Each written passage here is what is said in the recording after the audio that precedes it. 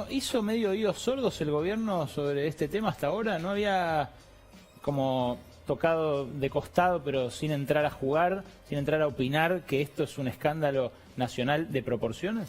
Sobre el tema judicial no tiene por qué opinar, y sobre el tema político sí, hemos opinado mucho de los que estamos cercanos al presidente. Lo que pasa es que quienes están al frente de la responsabilidad de la gestión tienen la obligación de resolver los problemas concretos de las personas concretas, y quienes tenemos por ahí una posición más cómoda porque formamos parte del legislativo, en mi caso el legislativo de la ciudad, tal vez tenemos más tiempo para dedicarle al análisis político. Pero Leo, pienso en Marcela Lozardo, la ministra de Justicia. Sí. Está bajo su órbita el sistema penitenciario federal, ¿no es cierto? En las cárceles metieron micrófonos y cámaras para espiar a gente que estaba presa. Bueno, cosa que han hecho solamente, no sé, las peores dictaduras del siglo XX. Bueno, rodaron cabezas y hay una nueva interventora. No es que no se tomaron decisiones, se tomaron decisiones importantes. ¿Pero por qué no dijo importantes. nada sobre esto todavía? No sé por qué no dijo. Yo sí opiné sobre este tema. Sí. Pues, si me querés preguntar si veo algún problema en la comunicación del gobierno, en algunos casos me parece que hay algunos compañeros que se dedican mucho a la gestión, y eso está bien, porque son momentos en los cuales necesitamos que las personas que están al frente de la gestión se dediquen solamente a eso. Y en otros casos hay otros compañeros y compañeras que nos dedicamos a darle más volumen político a partir de nuestra presencia en los medios para complementarlo. Puntualmente respecto de la causa de espionaje, hoy se supo que hay más víctimas, incluso bueno, diputados del Frente de Todos, dirigentes sociales, la propia vicegobernadora de la provincia de Buenos Aires. ¿Cuál es la postura del gobierno respecto de la cantidad de tironeos que hay sobre la causa? Porque hay mucho interés de un sector en llevársela a Comodoro Pi. ¿Hay alguna evaluación que hace el gobierno sobre eso? Yo no puedo hablar en relación al gobierno, porque te imaginas que es un tema muy sensible. Yo me equivoco en una declaración y mañana estamos en todos los portales, ¿no? Te puedo dar mi opinión personal. Está claro que esta es una causa compleja, hay 12 causas de espionaje, no es la única. Sí. Esta es más compleja que otras porque hablamos de agentes orgánicos de la AFI, hablamos de la responsabilidad del Estado directamente. Con el falso abogado D'Alessio la situación es compleja, pero tiene cierta, digamos, si querés, situación de excepcionabilidad, ¿no es cierto? Acá no, acá estamos hablando de agentes de la policía de la ciudad que pasaron a la AFI, primer punto. Segundo punto, muchachos que no tenían complejo a la hora de contratar un narco para meterle una bomba a otro funcionario. Sí. Tercer punto, hablamos de una mesa judicial que le daba órdenes a este grupo de tarea. Cuarto punto, hablamos también de la vocación del presidente de la Nación de carpetear a todo el círculo rojo con una clara intención, extorsionarlo. ¿Para qué se junta información? No es solamente morbo de Macri que quería saber qué hacía la hermana. Situación que probablemente haya pasado, ¿no es cierto? El círculo después se completó con la causa Cuadernos y unos declarando en contra de otros en el círculo rojo. Bueno, claramente. La intencionalidad, esto es muy importante porque si no me parece que queda en el círculo de la política. Esto tiene que, la sociedad tiene que entender cómo funciona el poder real en la Argentina. Y el poder real en la Argentina hace muchos años que funciona con servicios de inteligencia paralelos. Incluso muchas veces lo que hacen algunos empresarios es contratar a ex agentes de la CIDE para hacer inteligencia. Incluso algunos diarios importantes también tenemos la información que lo han hecho. Mirá. Muy bien. Lo que hizo Macri fue se armó con plata del Estado su propio aparato de inteligencia personal. Perdón, Leandro, pero tu postura respecto de si la causa tiene que quedar en Lomas, tiene que pasar a Comodoro Pi, ¿cuál es? Yo de eso no opino. Está claro que en Comodoro Pi las cosas huelen muy feas, como decía Ver con su editorial. Esa es mi opinión personal. ¿El presidente es consciente de la gravedad de este asunto? Vos que estuviste el domingo con él. Sí, a ver, el domingo me saqué la foto. Ayer también estuve con Alberto, o sea, pero me saqué la foto porque me gustó el lugar. Sí, claramente que es consciente. Obviamente, porque además, justamente, Alberto, si algo que entiende es cómo funcionan estos muchachos, porque los combatió toda la vida. A ver, es una metodología. Sí. ¿Sí? Sí. De hecho, cuando se dio aquella disyuntiva entre Estiuso y Vélez... las correlaciones de fuerza a veces son más o menos favorables. Yo lo que te puedo decir, cuando Alberto fue presidente, puso una persona como Cristina Camaño, que no solamente depuró todo el organismo, sino que además hizo cosas impensadas. Terminó con los fondos reservados y puso a la SIGEN a controlar. En ningún, me parece a mí, organismo de inteligencia del mundo hay tanta transparencia como en el argentino actualmente. Tomó una decisión muy corajuda. Esto evidentemente va a permear la relación entre el gobierno y la oposición. Si termina... Perdóname otra cosa, y porque además lo hablé con Alberto. Si hay una cosa que le molesta particularmente a Alberto Fernández son los operadores judiciales. Este gobierno no tiene operadores judiciales, no hay una mesa judicial.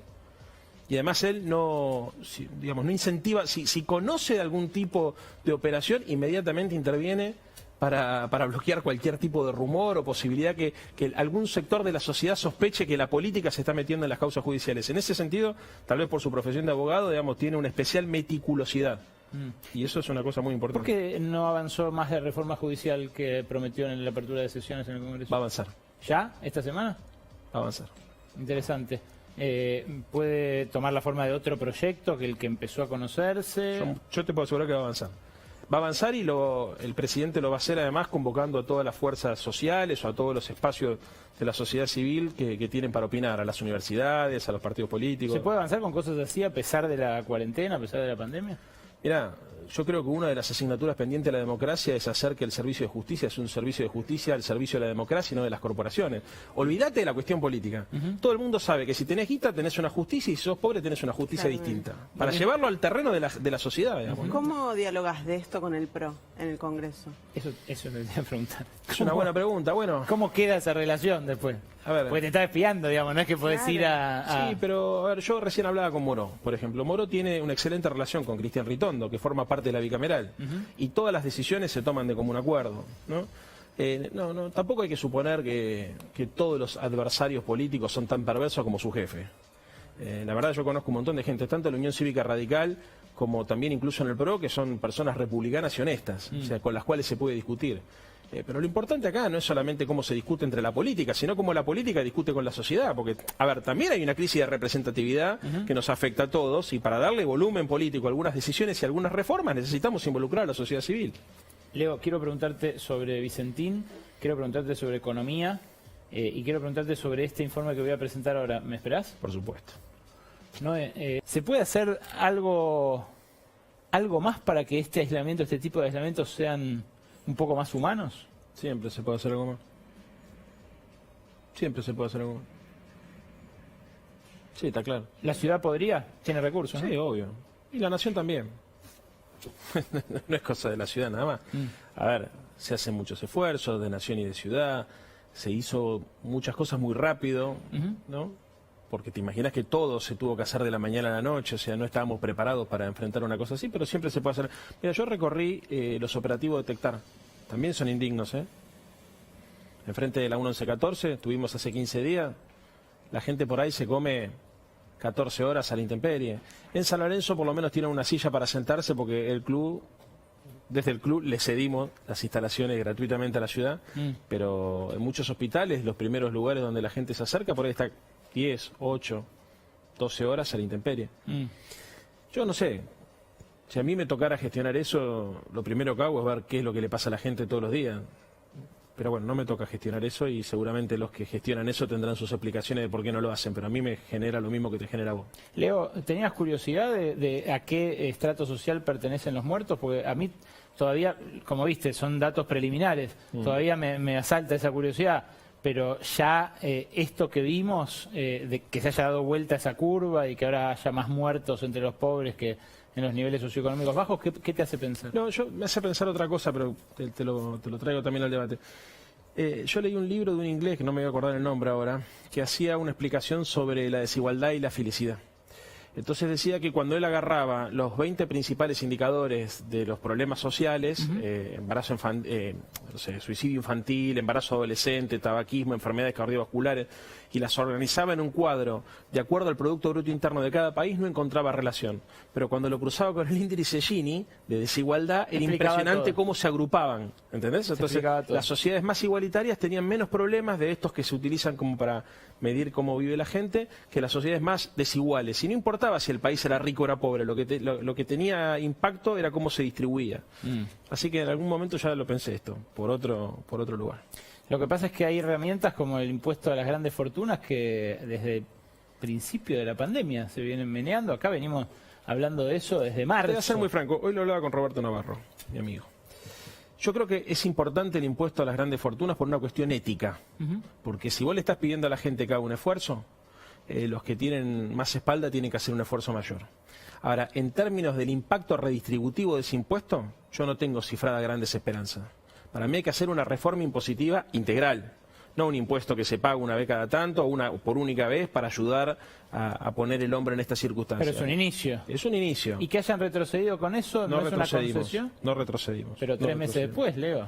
No retrocedimos. A ver, insisto con lo mismo, te di mi opinión personal, que en algún punto coincide, estoy seguro, con la del presidente, porque ya habló de la necesidad de plantear una reforma integral. lo que yo creo es que los sectores más acomodados tienen la responsabilidad ética de hacer un esfuerzo mayor, ¿no? Porque todos estamos haciendo un esfuerzo, los de la clase media y los de sectores populares ya estamos viendo. Ahora, ¿qué es lo que hay que plantear en la Argentina? Una reforma integral de la matriz productiva y distributiva. Yo no creo que alcance solamente con decir este impuesto a las grandes riquezas, porque corremos el riesgo de desgastar las palabras y el sentido de los actos. Y eso a mí me preocupa mucho. ¿Se entiende? ¿Eso es lo que pasó con Vicentín? A ver, tengo la sensación que eso puede llegar a pasar con algunas palabras como la palabra solidaridad.